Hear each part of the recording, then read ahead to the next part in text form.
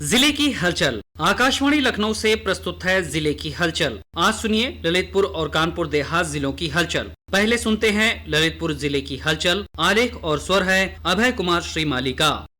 ललितपुर में पुलिस अधीक्षक मोहम्मद मुश्ताक द्वारा मिशन शक्ति अभियान के तहत बालिकाओं महिलाओं को जागरूक किया गया। अभियान के तहत जनपद की समस्त क्षेत्राधिकारियों व थाना प्रभारियों ने अपने अपने क्षेत्रों में जाकर छात्राओं महिलाओं को जागरूक करने का कार्य किया। अपर पुलिस महानिदेशक कानपुर जोन के निर्देशन में चलाए गए इस अभियान के क्रम में पुलिस अधीक्षक ने एंटी रोमियो टीम के साथ स्कूल कॉलेजों में जाकर छात्राओं महिलाओं को शासन व पुलिस विभाग द्वारा महिलाओं की सुरक्षा और सशक्तिकरण स्वावलंबन हेतु चलाई जा रही विभिन्न विभागों की योजनाओं के विषय में जागरूक किया। पुलिस अधीक्षक ने महिलाओं से बातचीत करते हुए कहा कि महिला सुरक्षा को लेकर के एडीजी महोदय के निर्देशन में पूरे जनपद में एंटी रोमियो की जो हमारी स्क्वाड की टीम है उसके द्वारा अभियान चलाया गया था और महिला सुरक्षा के लिए जितने भी स्कूल हैं कॉलेज हैं बच्चियों से भी वार्ता जो है वो की गई और उस पे जितने भी हमारे हेल्पलाइन नंबर है चाहे 1090 है 1930 है 112 है महिला सुरक्षा से रिलेटेड अन्य भी योजनाएं हैं उसके बारे में भी महिलाओं को जो है बच्चियों को बताया गया। किसी भी तरीके की कहीं भी समस्या आती है तो आप तत्काल जो है वो आप बताइए, अपनी चुप्पी को तोड़िए। पुलिस आपके लिए है और पुलिस ऐसे जो अवांछित तत्व हैं उनके खिलाफ हम लोग बहुत ही कठोर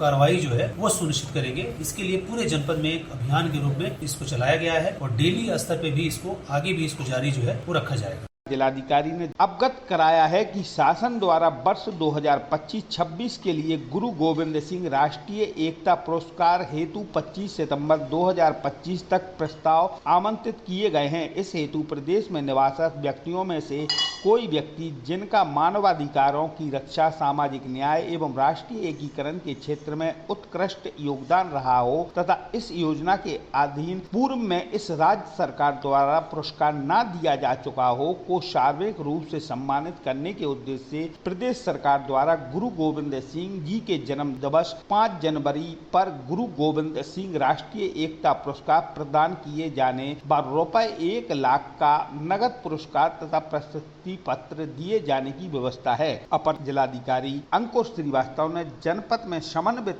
जन शिकायत प्रणाली IGRS पर प्राप्त संदर्भों में नेगेटिव फीडबैक की समीक्षा की और अधिकारियों को शिकायतकर्ताओं से वार्ता कर संतुष्टि के आधार पर निस्तारण सुनिश्चित करने के निर्देश दिए। उन्होंने कहा कि जीरो टॉलरेंस नीति के अंतर्गत जन शिकायतों का समयबद्ध, गुणवत्तापूर्ण और शिकायतकर्ता की संतुष्टि के आधार पर निस्तारण सरकार की प्राथमिकता है। इसमें किसी भी प्रकार की लापरवाही या शिथिलता क्षम्य नहीं होगी। उन्होंने एक एक कर सभी नेगेटिव फीडबैक संदर्भों की समीक्षा की और रैंडम आधार पर शिकायतकर्ताओं से दूरभाष पर वार्ता की। अपर जिलाधिकारी ने शिकायतकर्ताओं को संतुष्ट करते हुए मौके पर ही अधिकारियों से निस्तारण का भरोसा दिलाया और अधिकारियों को शिकायतकर्ता से बात कर निस्तारण कराने के निर्देश दिए। उन्होंने अधिकारियों को निर्देश दिए कि वो प्रतिदिन नियमित रूप से IGRS पोर्टल की समीक्षा करें और लंबित मामलों का निस्तारण सुनिश्चित कराएं।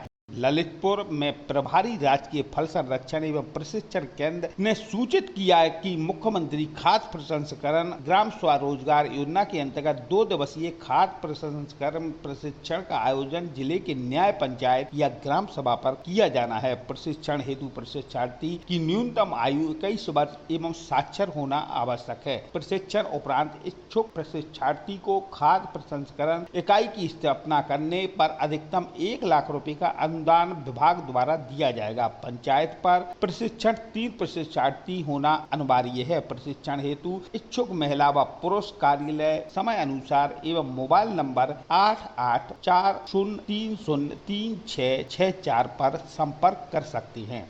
नवागंतुक जिलाधिकारी अमन दुली ने कार्यभार ग्रहण करने के उपरांत अपने प्रथम कार्य दिवस पर प्रशासनिक सक्रियता और जन समर्पित दृष्टिकोण का परिचय देते हुए अपने कार्यालय कक्ष में जन सुनवाई की। जन सुनवाई के दौरान जिलाधिकारी ने दूर दराज से आए नागरिकों की समस्याओं को गंभीरता से सुना और संबंधित अधिकारियों को तुरंत समाधान के निर्देश दिए। उन्होंने स्पष्ट कहा कि जनता की शिकायतों का समयबद्ध एवं गुणवत्तापूर्ण निस्तारण शासन की सर्वोच्च प्राथमिकता है। इसके लिए सभी अधिकारी अपने कार्यालयों में निर्धारित समय में जन सुनवाई करें। उन्होंने फरियादियों को अपने पास बिठाकर उनकी समस्याओं को सुना और जन शिकायतों को संबंधित अधिकारियों को प्रेषित करते हुए त्वरित व गुणवत्तापूर्ण निस्तारण के निर्देश दिए। उन्होंने कहा कि कोई भी फरियादी मायूस होकर न लौटे। यदि उसकी समस्या वास्तविक है तो निस्तारण होना ही चाहिए। इसमें किसी भी स्तर पर लापरवाही नहीं होनी चाहिए। ललितपुर जिले की हलचल के बाद आइए सुनते हैं कानपुर देहात जिले की हलचल। आलेख और स्वर है देवेश सिंह का।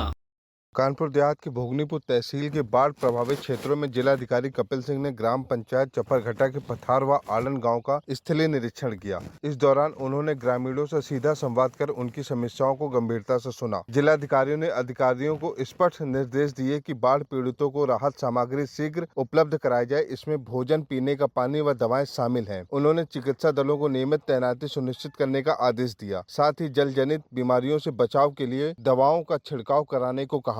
मैंने निरीक्षण किया है। इसका कारण मुख्य ये था कि लोगों से एक बार संवाद किया जाए, किस तरह की उनको कठिनाइयां आ रही हैं, समस्या आ रही हैं और बाढ़ के लिए क्या प्रशासन की ओर से व्यापक तैयारियां की गई नहीं है। निर्देश ये दिए हैं कि जो हमारे संबंधित जितने विभाग के अधिकारी हैं, जिनकी बाढ़ चौकियों में ड्यूटी लगाई गई है, तो वो लोग चक्रवार जो है बाढ़ चौकी भी वो लोग रहे सक्रिय। उनके सबके मोबाइल नंबर, चाहे वो पुलिस विभाग के हों, चाहे वो जो है कृषि विभाग के अधिकारी हों, चाहे वो मेडिकल डिपार्टमेंट के अधिकारी हों, चाहे वो तहसील के हमारे अधिकारीगण हों, उनके मोबाइल नंबर शेयर किए जाए कि अगर मान लीजिए कोई एकदम अचानक आवश्यकता पड़ती है किसी चीज की, तो वो उनसे संपर्क कर सकें। सभी लोगों को राहत करना ही प्रशासन की जिम्मेदारी है और उसके लिए हम सख्त तत्पर हैं। एक टीम के रूप में काम करेंगे। मैं स्थानीय लोगों से भी कहना चाहूंगा कि वो घबराएं नहीं, प्रशासन आपके साथ है। जनपद में भाजपा पार्टी कार्यालय में कारगिल विजय दिवस के अवसर पर एक विशेष संगोष्ठी आयोजित की गई। इस कार्यक्रम में राष्ट्र के शौर्य और पराक्रम के प्रतीक भूतपूर्व सैनिकों को सम्मानित किया गया। जिला प्रभारी अशोक राजपूत, जिला अध्यक्ष रेणुका सचान ने अंग वस्त्र एवं माला पहनाकर भूतपूर्व सैनिकों का सम्मान किया। जिला अध्यक्ष रेणुका सचान ने कहा, भारत कारगिल विजय के 26 वर्ष पूरे होने का जश्न मना रहा है। पूरा देश कारगिल विजय दिवस मनाने के लिए एकजुट है। यह दिन भारत के इतिहास में गौरव की किरण की तरह गोलीबारी का सामना करते हुए अद्वितीय साहस एवं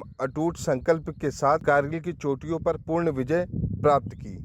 जनपद कानपुर देहात में कार्बन फाइनेंस प्रोजेक्ट में अब कानपुर देहात जिले को भी शामिल किया गया है। जन अभियान का स्वरूप देने के लिए ये पहल की गई है। खेत या फिर मेड़ पर पौधे लगाकर हरियाली बढ़ाने और कार्बन सोखने में सहयोग करने वाले किसानों को सरकार 250 से 300 रुपए प्रति पेड़ प्रोत्साहन राशि देगी। यह योजना किसानों को न केवल आर्थिक रूप से लाभान्वित करेगी, इससे पर्यावरण की सुरक्षा में भी मदद मिलेगी, जिससे ये एक स्वस्थ और टिकाऊ भविष्य सुनिश्चित होगा। डीएफओ AK पांडे ने आकाशवाणी को बताया कि प्रधानमंत्री जी की तरफ से एक टेरी नामक संस्था से मिल करके ये योजना बनाई गई है कि भारतवर्ष में 2070 तक इसका कार्बन जो है उत्सर्जन शून्य कर दिया जाए। हम लोग आने वाली अपनी जो जनरेशन है उसको स्वच्छ वायु, स्वच्छ जल दे सके। जितना अधिक से अधिक वृक्ष लगाए जाएंगे और ये तभी संभव है जब किसानों को उनका भी लाभ हो, तभी वो प्रोत्साहित होंगे कि हम अधिक से अधिक वृक्ष लगाएं। इस भावना से ये योजना प्रारंभ की गई है।